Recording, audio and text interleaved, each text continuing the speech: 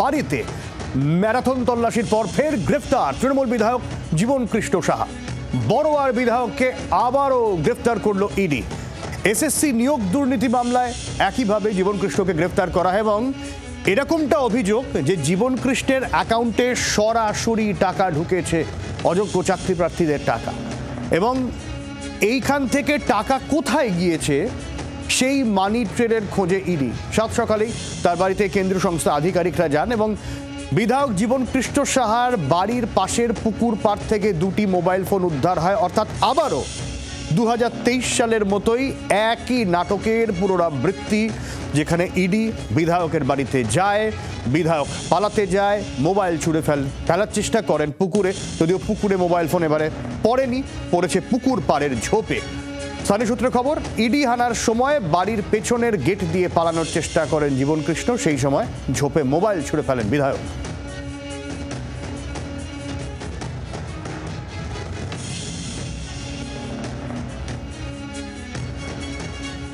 বিক্রম রয়েছেন আমাদের প্রতিনিধি সরাসরি। ঠিক কি ঘটনা সকাল থেকে একটু গোটা বিষয়টা বিক্রমের কাছ থেকে বুঝে নেওয়ার চেষ্টা করব। বিক্রম,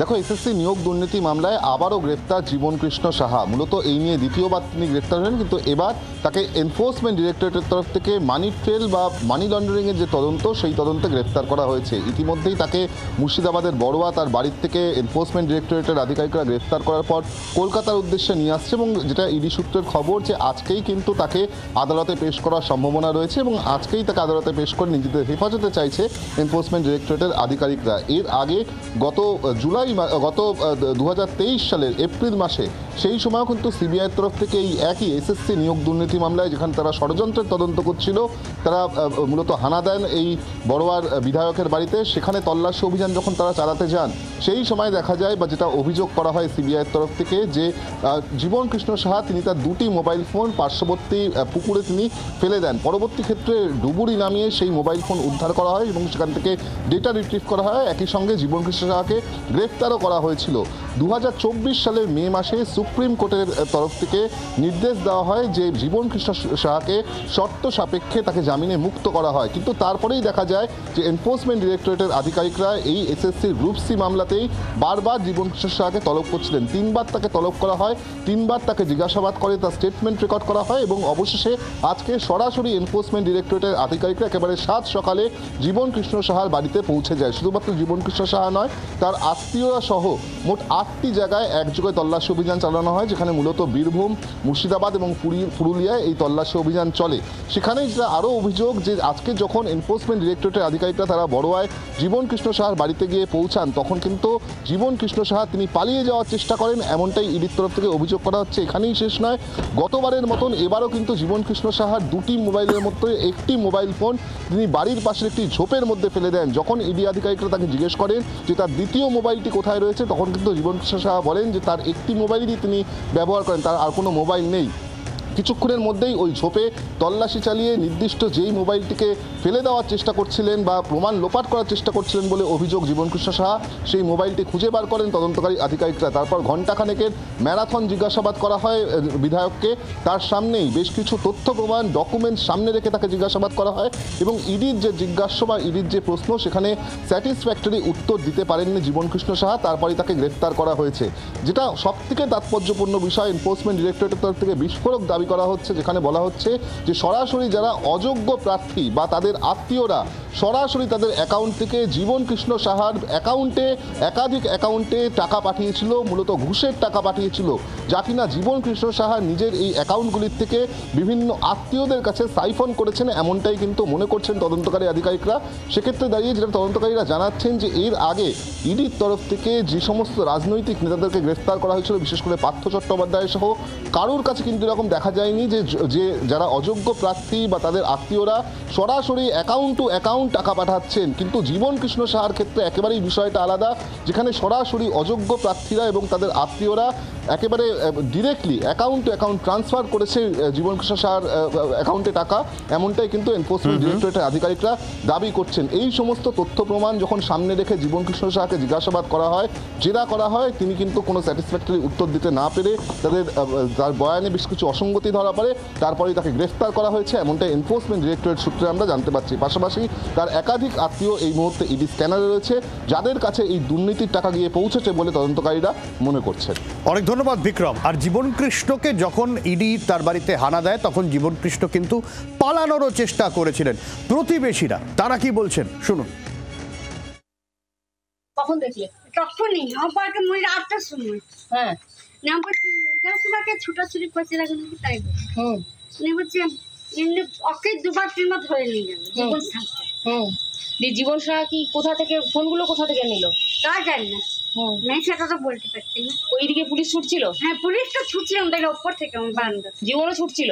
জীবনও ছুটছিল। আমি মরে দিলাম না, আমি বলছি এটা পুলিশগুলো ছুটছে কেন, কিন্তু কি কারণটা জানি না। এবার মেয়ে ছেলে সবাই তো জানে না। মানে জীবনও ছুটছে, পেছনে পুলিশও ছুটছে? হ্যাঁ, জীবন ছুটছে, পুলিশ পেছনে ছুটছে। অর্থাৎ পুলিশও ছুটছে, জীবনও ছুটছে, পুলিশ ছুটছে এবং বিধায়কও ছুটছেন, এমনটাই দেখছেন স্থানীয় বাসিন্দা তারা। এবং তারাই বলছেন যে এইভাবে যে আপনাদের যে ছবি দেখাবো, যেখানে জীবন কৃষ্ণ আগের বারের মতোই এভাবেই আবারও মোবাইল ছুঁড়ে ফেলার চেষ্টা করেন। এইবারে পুকুরের পাশে ঝোপে মোবাইল আটকে যায়, সেই কারণে মোবাইল খুঁজে পাওয়া সহজ হয়েছে। আগের বার আপনাদের মনে থাকবে যে পুকুরে পড়েছিল মোবাইল, গোটা পুকুরের জল বের করে তারপরে মোবাইল উদ্ধার করা হয়, কিন্তু এইবার পুকুরেই ফেলতে গিয়েছিলেন বিধায়ক, এমনটাই প্রাথমিকভাবে খবর পাওয়া যাচ্ছে। কিন্তু পুকুরের পাশে ঝোপে এই মোবাইল ফোন আটকে যায়, ফলে মোবাইল ফোন পেতে এইবার তুলনামূলক সহজ হয়েছে গোটা বিষয়টা। এবং এই জায়গা থেকে এখনো পর্যন্ত মনে করা হচ্ছে জীবন কৃষ্ণকে গ্রেফতার করে তাকে জিজ্ঞাসাবাদ করা, যেরকম বিক্রম জানাচ্ছিল যে সরাসরি যারা একেবারে চাকরি প্রার্থী, যারা অবৈধ চাকরি প্রার্থী, যারা টাকা দিয়ে ঘুষ দিয়ে চাকরি পেয়েছেন, অযোগ্য চাকরি প্রার্থী, তাদের টাকা সরাসরি বিধায়কের অ্যাকাউন্টে ঢুকেছিল।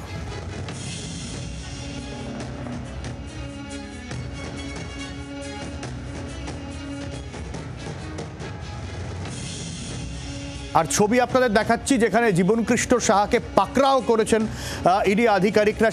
সেই এক্সক্লুসিভ জি 24 ঘন্টায় ছবি, যে কথা আপনাদের বলছিলাম যে ঝোপে মোবাইল, সেই মোবাইল খুঁজে তারপর জীবন কৃষ্ণকে পাকড়াও করা হলো যখন, ঠিক সেই মুহূর্তের এক্সক্লুসিভ ছবি জি 24 ঘন্টায়। বিধায়ককে এই ঝোপের পাশ থেকেই পাকড়াও করা হয়। পালাচ্ছিলেন, না পালাতে পেরে যখন ধরা পড়ে যাবে মনে করেন, তখন মোবাইল ফেলে দেন, চেষ্টা করেন পুকুরের পাশে ঝোপে মোবাইল পড়ে এবং সেই মোবাইল উদ্ধার করা হয়, পাকড়াও করা হয় বিধায়ককে। জি 24 ঘন্টা এক্সক্লুসিভ সেই ছবি।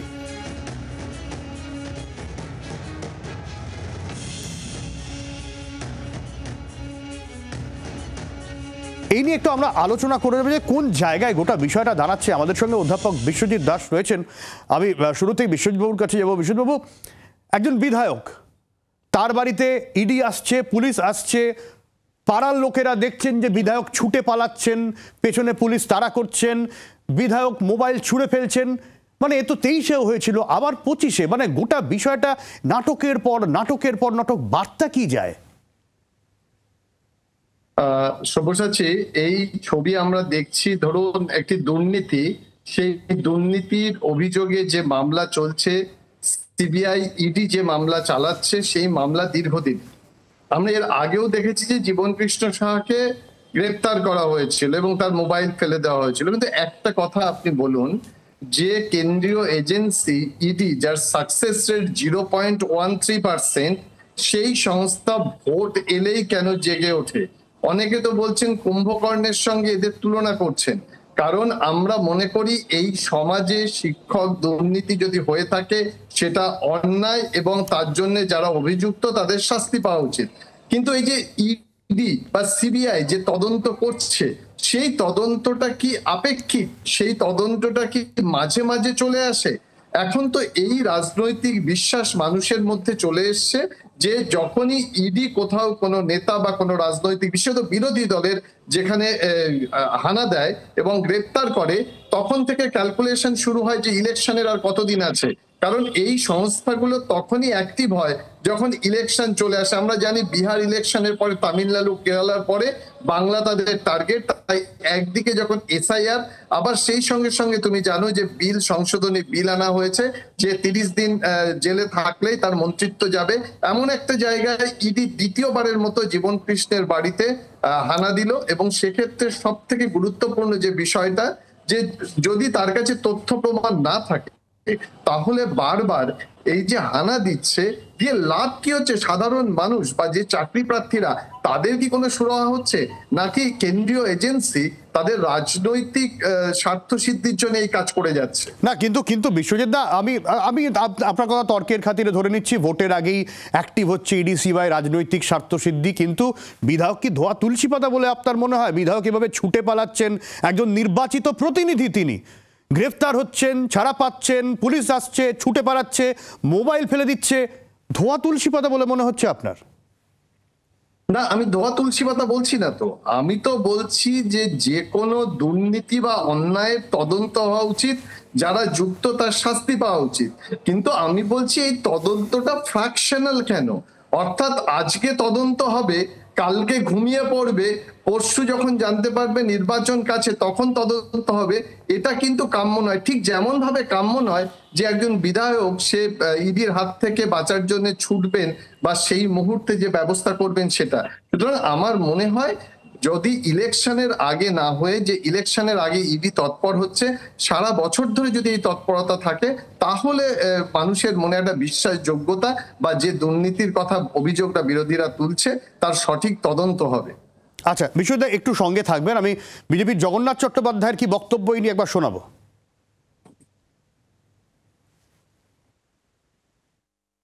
এক কথায় যে নাটকটা সকাল থেকে মঞ্চস্থ হলো তৃণমূলের একজন বিধায়কের দ্বারা, সেটা হাস্যকর। সুপ্রিম কোর্ট 26,000 চাকরির দোকান থেকে পাওয়া বিক্রির চাকরি, যোগ্য অযোগ্য মিলিয়ে, সব মিলিয়ে এক আসনে বসিয়ে সুপ্রিম কোর্ট 26,000 চাকরি বাতিল করেছে।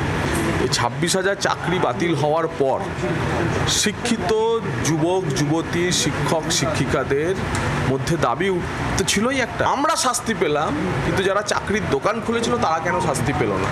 একজন রাজ্যের মন্ত্রীর বিরুদ্ধেও আবার নতুন করে চার্জশিট হয়েছে। তো সব মিলিয়ে আমার ধারণা যে যারা পশ্চিমবঙ্গে গত 10-15 বছরে এখানে চাকরির দোকান খুলে যারা বসেছিল, এবার তাদের শাস্তি প্রক্রিয়া ত্বরান্বিত হবে। কংগ্রেস কি বলছে শুনবো, অধীর চৌধুরীর বক্তব্য। সিবিআই ইডি প্রকৃত অর্থে দোষীর বাড়িতে যাচ্ছে, এতে কোনো সন্দেহ নেই। তারা তদন্ত করে, হানা দেয়, জিজ্ঞাসাবাদ করে, কিন্তু তার পরিণামে কাজের কাজ কি হচ্ছে এই প্রশ্ন আমাদের থাকছে এবং থাকবে। পরিচালক কারা? এরা তো ছোটখাটো নায়ক নায়িকা আছে, কিন্তু ডিরেক্টর কারা? সে ডিরেক্টর পর্যন্ত যাবে না, কারণ দিদির সঙ্গে মোদির উপর থেকে নিচ পর্যন্ত যে সম্পর্ক ধরা পড়ছে, শুনছি, দেখছি, কিন্তু তারা কাদের দ্বারা পরিচালিত, তাদের মাথাগুলোকে, সেই মাথাদের কিন্তু আজও খোঁজ পাওয়া যাচ্ছে না, তাদের বিরুদ্ধে কোনো ব্যবস্থা হচ্ছেও না। এই মুহূর্তে বিজেপি রাজশ্রী লাইনে আমাদের সঙ্গে সরাসরি রয়েছে, তার সঙ্গেও একটু কথা বলে নেবো গোটা বিষয়টা। রয়েছে সকাল থেকে যে ছবি দেখছি, এবং শাসক দলের তরফ থেকে, কংগ্রেসের তরফ থেকেও বক্তব্য শোনালাম, তাদের কথা শুনে এবং ছবিতে একটাই বিষয় মনে হচ্ছে, সাধারণ মানুষের অন্তত সেটাই মনে হওয়া স্বাভাবিক, যে কোথাও গিয়ে একটা ওই ধরাধরি ছোঁয়াছুঁই খেলা আমরা ছোটবেলায় খেলতাম না, কিংবা কুমিরডাঙ্গা কুমিরতোর জলকে নেমেছি, বিধায়ক পালাচ্ছেন, মোবাইল ফেলছেন, গ্রেপ্তার হচ্ছেন, জামিন পাচ্ছেন, আবার গ্রেপ্তার করা হচ্ছে, শাসক বিরোধীরা বলছে যে ভোটের আগে ইডি সক্রিয় হয়। গোটা বিষয়টা কি ছেলে খেলা হচ্ছে? যাদের চাকরি যাওয়ার তাদের তো চলে গেল।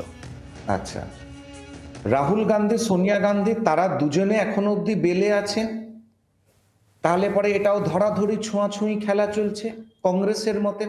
কারণ তাহলে পরে ওনাদের বক্তব্য অনুসারে রাহুল গান্ধী, সোনিয়া গান্ধীকে এখন তিহারে থাকা উচিত ছিল। পিন্নারাই বিজয়ন, তার সোনা চুরির ঘটনা, তাদের পরিবারের লোক, তার মেয়ে জড়িত, কমিউনিস্ট পার্টির একাধিক লোক জড়িত, তাহলে সেটাও কমিউনিস্ট সিপিএম এর সঙ্গে ছোঁয়াছুঁই খেলা চলছে। তার মানে তো এগুলোকে আইনের পথে হাঁটবে, আইনের ব্যবস্থায় বিচার হবে। 26/11 একেবারে হাতে নাতে যাকে ধরা হয়েছিল সে ফাঁসিতে ঝুলেছিল 9 বছর পরে, এবং আজকে এই সরকার আছে বলে অন্তত তদন্ত হচ্ছে, বিচার হচ্ছে। আপনি অ্যান্ডারসনের কেস, ভোপাল গ্যাস লিকের কেস, বফর্সের কেস থেকে আরম্ভ করে তার কোনো কেসের কোনো তদন্ত হয়েছিল? দেবেগৌড়ার পায়ের তলা থেকে সমর্থন টেনে নেওয়া হয়েছিল কারণ পুত্রজির ব্যাপারে তদন্ত করতে চেয়েছিল বলে দেবেগৌড়ার সরকার। কে টেনেছিলেন? সোনিয়া গান্ধী, কংগ্রেস টেনেছিলেন। তো এই সেটিং তত্ত্ব তারাই খাড়া করবেন যাদের রাজনীতির কোনো রকম কোনো ফয়দাটা তুলতে হবে। কারণ এখানে বলবে তৃণমূলের সাথে সেটিং আছে, কেরালাতে বলবে সিপিএম এর সাথে সেটিং আছে, গোটা ভারতবর্ষে কংগ্রেসের সাথে সেটিং আছে, সবার সাথে সবার সেটিং আছে। এই তত্ত্ব তো খারিজ হয়, এটা তো দাঁড়ায় না, এটা তো বোকা বোকা তত্ত্ব হয়ে যাচ্ছে। প্রত্যেকটা তদন্ত হবে এবং মানুষ এবং যারা টাকা চুরি করেছে তাদের টাকা ফেরত দিতে হবে, এটা পরিষ্কার ভাষায় পরিষ্কার কথা। তবে আমার শুধু একটাই প্রশ্ন আছে, এই লোকটার মোবাইল ফোনের মধ্যে কি এমন থাকে যে প্রত্যেকবারে মোবাইলটাকে পুকুরের মধ্যে ছুঁড়ে ফেলে দেয়? এটা জনসমক্ষে আসা উচিত। একজন জনপ্রতিনিধি, তার মোবাইল ফোনে কি এমন আছে? এটা নিয়ে কেন তৃণমূল কোনো কথা বলছে না? প্রত্যেকবারই লোকটা পাঁচিল টপকে পালাতে চায় কেন? প্রশ্ন এইখানে হওয়া উচিত। যদি চুরি না করে থাকে, যদি চোর না হয়ে থাকে, মোবাইল ফোনের মধ্যে যদি চুরির ডিটেলস না থাকে, তাহলে মোবাইল ফোনটা প্রত্যেকবার, এটা প্রথমবার হলো না, আপনারা আগেও দেখিয়েছেন, সেই নাকি এই মাছ ধরা প্র্যাকটিস করে মোবাইল ফোন নিয়ে, মাছের মাথায় টিপ করে করে। এর জবাব তৃণমূলকে দিতে হবে এবং বাকিদেরকেও দিতে হবে। অনেক ধন্যবাদ রাজস্বী, অনেক ধন্যবাদ বিশ্বজিৎ দা আপনাকেও। যেখানে বিজেপির তরফ থেকে প্রশ্ন তোলা হচ্ছে কি এমন থাকে মোবাইলে যাতে বারবার মোবাইল ছুঁড়ে ফেলতে হয়, বারবার পালাতে হয় বিধায়ককে। তৃণমূলের জয়প্রকাশ মজুমদার কি বলছেন শোনাই।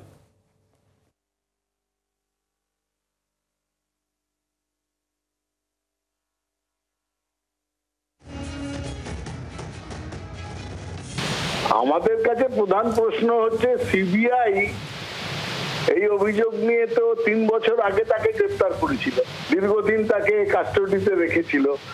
পরবর্তী ক্ষেত্রে কিছু প্রমাণ করতে না পারাতে সুপ্রিম কোর্ট স্বয়ং তাকে বেল দেয়। আজকে আবার নতুন করে ইডি কি বলছে?